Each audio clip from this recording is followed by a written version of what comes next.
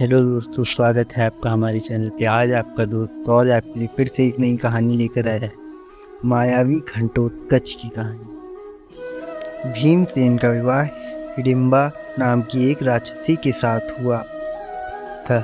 वह भीमसेन पर आसक्त हो गई थी और उसने स्वयं आकर माता कुंती से प्रार्थना की थी कि वे उसका विवाह भीमसेन के साथ करा दें। कुंती ने उस विवाह की अनुमति दे दी, लेकिन भीमसेन ने विवाह करते समय वह कवच उससे ले लिया कि एक संतान पैदा होने के पश्चात वह संबंध तोड़ लेगा। भीमसेन ने कुछ दिन तक हिडिंबा के साथ सहवास किया। इससे वह गर्भवती हो गई और उसके गर्भ में से एक बड़ा विचित्र बालक पैदा हुआ, जिसका मस्तक हाथी के मस्त जैसा और सिर केस शून्य था। इसी कारण उसका नाम घंटोत्कच, घट हाथी का मस्तक और उत्कच केशहीन पड़ा।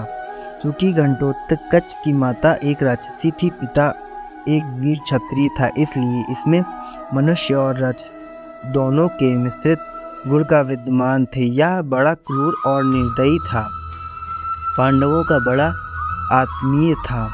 पांचों भाई इसको अपना पुत्र समझकर प्यार करते थे, इसलिए यह उनके लिए मर मिटने को सदैव तत्पर रहता था। महाभारत युद्ध के बीच इसने अपना पूर्ण पौरुष दिखाया था। देखा जाए तो इसने वह काम किया जो एक अच्छे से अच्छा महारथी नहीं कर पाता।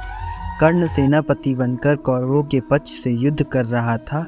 वह बड़ा अद्भुत योद्धा था। उसके पास इंद्र की दी हुई ऐसी शक्ति थी जिससे वह किसी भी पराक्रमी से पराक्रमी योद्धा को मार सकता।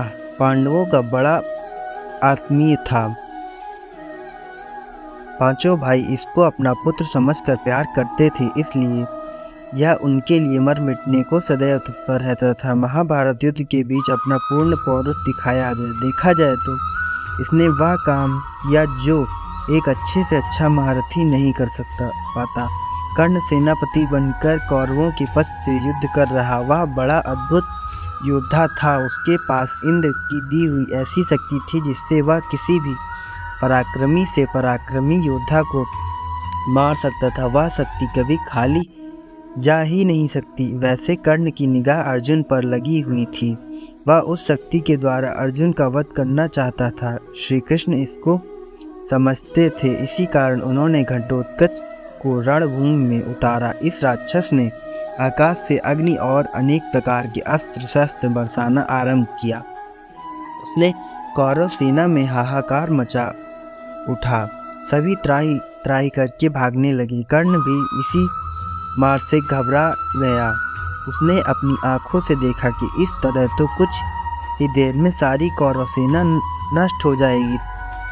तब लाचार होकर उसने घटोत्कच पर उस अमोघ शक्ति का प्रयोग किया। उससे तो कैसा भी वीर नहीं बच सकता था।